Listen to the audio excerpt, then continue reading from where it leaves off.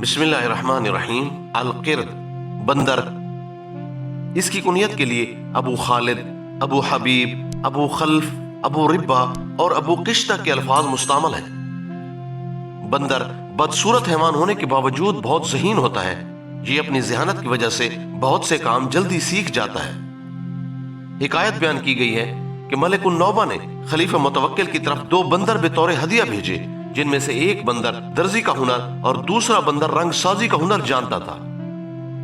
اہل یمن نے اپنی ضروریات کے لیے بندروں کو سدھا لیا ہے، یہاں تک کہ قصاب یعنی گوشت فروخت کرنے والا اور بقال سبزی بیچنے والے نے بھی بندروں کو سدھا لیا ہے۔ اور جب وہ کہیں جاتے ہیں تو بندروں کو اپنی دکان پر حفاظت کے لیے چھوڑ جاتے ہیں اور بندر ان کی دکانوں کی نگرانی کرتے ہیں، یہاں تک کہ ان کے مالک واپس لوٹ آئیں۔ بعض لوگ بندر کو چوری کا طریقہ سکھاتے ہیں، بس وہ بندر چوری کرنے لگتا ہے۔ بندریا ایک بار میں 11 بچے جنتی ہے۔ بندر بہت غیرت مند حیوان ہے کہ یہ انسان سے زیادہ مشابہت رکھتا ہے۔ بندر انسانوں کی طرح ہنستا ہے، خوش ہوتا ہے، بیٹھتا ہے، باتیں کرتا ہے، ہاتھوں سے چیزیں لیتا اور دیتا ہے۔ بندر کے ہاتھوں اور پاؤں کی انگلیوں کا جدا جدا ہونا، انگلیوں کے ناخنوں کا ہونا، تلقین و تعلیم کو قبول کرنا، بندر کی یہ تمام عادات انسانوں سے مشابہت رکھتی ہیں۔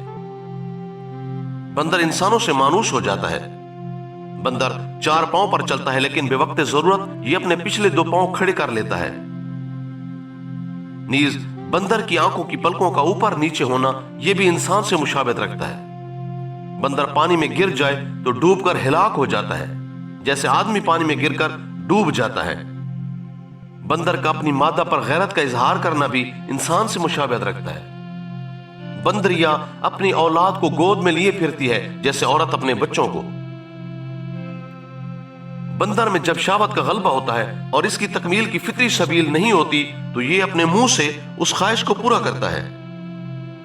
ان تمام خصائل میں بندر انسان سے مشابہت رکھتا ہے۔ اس حیوان یعنی بندر کی ایک عجیب و غریب خاصیت یہ بھی ہے کہ جب یہ سوتے ہیں تو ایک دوسرے سے مل کر قطار میں سوتے ہیں، اور جب ان پر نیند کا غلبہ ہو جاتا ہے تو قطار کے بائیں جانب کا پہلا بندر بیدار ہو جاتا ہے اور زور سے چیختا ہے، جس کی وجہ سے اس کے ساتھ والا بندر نیند سے بیدار ہوتا ہے اور پھر وہ یہی کام کرتا ہے، چیختا ہے، یہاں تک کہ تمام بندر نیند سے بیدار ہو جاتے ہیں۔ بندر پوری رات میں کئی مرتبہ یہی عمل دہراتے ہیں۔ اس کا سبب یہ ہے کہ بندر کسی ایک جگہ رات گزارتا ہے اور صبح کسی دوسری جگہ کرتا ہے۔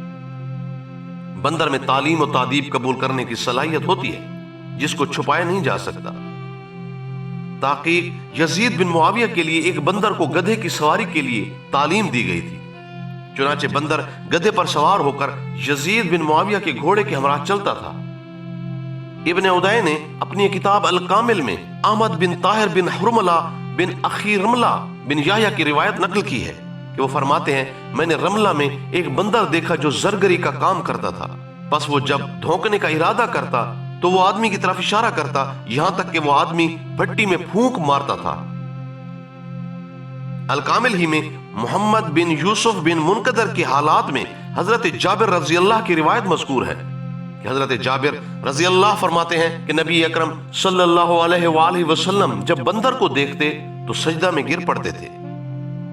امام احمد رحمۃ اللہ علیہ نے ابی صالح سے اور انہوں نے حضرت ابو ہریرہ رضی اللہ سے روایت کی ہے کہ حضرت ابو ہریرہ رضی اللہ فرماتے ہیں، نبی اکرم صلی اللہ علیہ وآلہ وسلم نے فرمایا، ایک آدمی اپنے ساتھ شراب لے کر کشتی میں سوار ہوا تاکہ اس کو فروخت کرے، اور اس کے ساتھ ایک بندر بھی تھا۔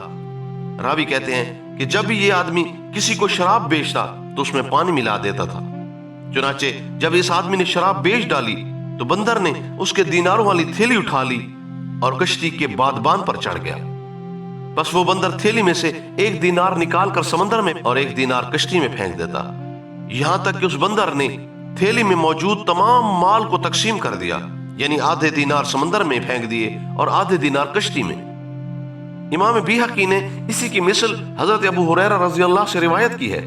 ان کے الفاظ یہ ہیں کہ نبی اکرم صلی اللہ علیہ وآلہ وسلم نے فرمایا کہ تم دودھ میں پانی نہ ملاؤ، یعنی دودھ میں پانی ملا کر دودھ کو فروخت نہ کرو، کیونکہ تم سے پہلے ایک آدمی دودھ میں پانی ملا کر دودھ کو فروخت کیا کرتا تھا، بس ایک دن اس آدمی نے ایک بندر خرید لیا اور اس کو لے کر بحری سفر پر روانہ ہوا، یہاں تک کہ جب کشتی سمندر کے درمیان میں پہنچ گئی تو اللہ تعالیٰ نے بندر کے دل میں ان دیناروں کا خیال پیدا فرمایا.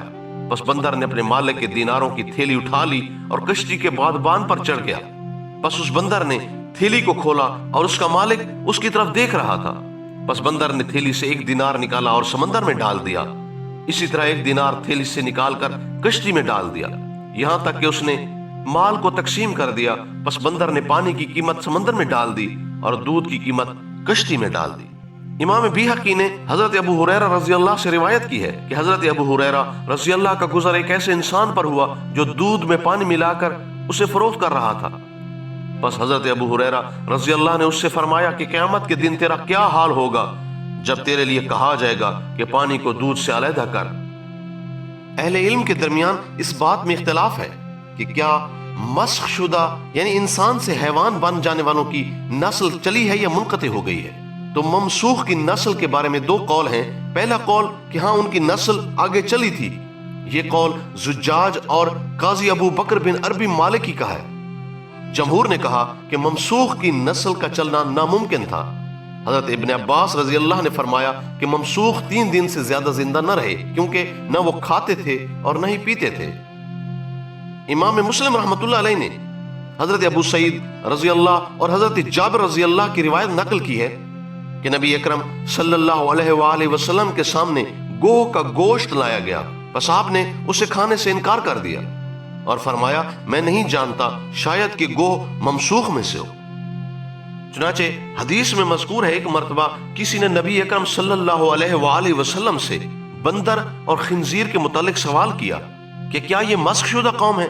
بس آپ نے فرمایا بے شک اللہ تعالیٰ نے جن اقوام کو ہلاک کیا یا عذاب میں مبتلا کیا ان کو مسخ کیا تو ان کی نسل کو منقطع کر دیا اور ان سے کوئی نسل نہیں چلی. نیز یہ بندر اور خنازیر مسخ شدہ قوم نہیں ہے بلکہ یہ نسل ان سے پہلے ہی موجود تھی. شرعی حکم.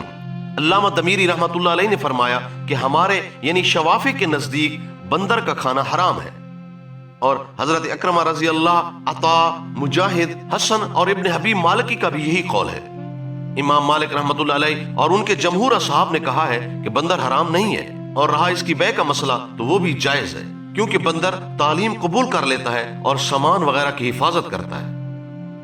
امام شافعی رحمۃ اللہ علیہ سے مروی ہے کہ نبی اکرم صلی اللہ علیہ وآلہ وسلم نے بندر کا گوشت کھانے سے منع فرمایا کیونکہ یہ بندر درندہ ہے.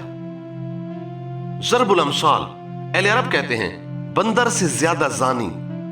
دوسری مثال بندر سے زیادہ قبیح. تیسری مثال بندر سے زیادہ نقل اتارنے والا، کیونکہ بندر نقل اتارنے میں مہارت رکھتا ہے.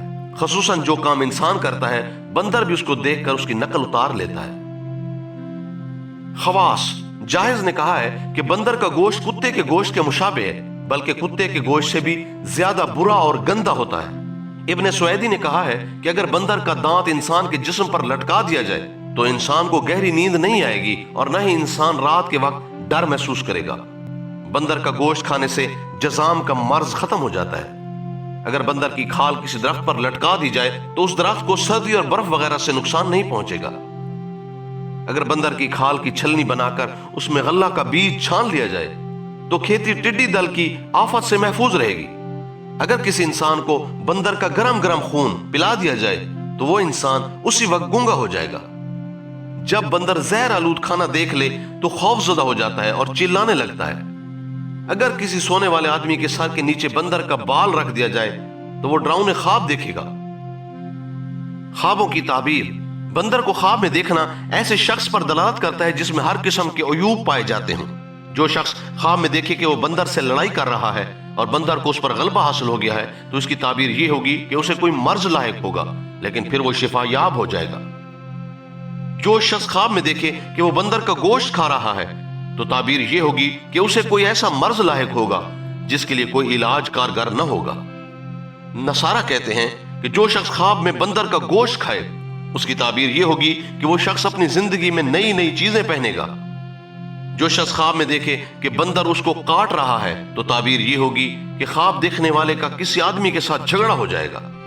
جس نے خواب میں دیکھا کہ وہ کسی کو بندر ہبا کر رہا ہے تو تعبیر یہ ہوگی کہ خواب دیکھنے والے کو دشمن پر فتح حاصل ہوگی. جو شخص خواب میں بندر کو اپنے بستر پر دیکھے تو تعبیر یہ ہوگی کہ وہ کسی یہودی عورت سے زنا کرے گا۔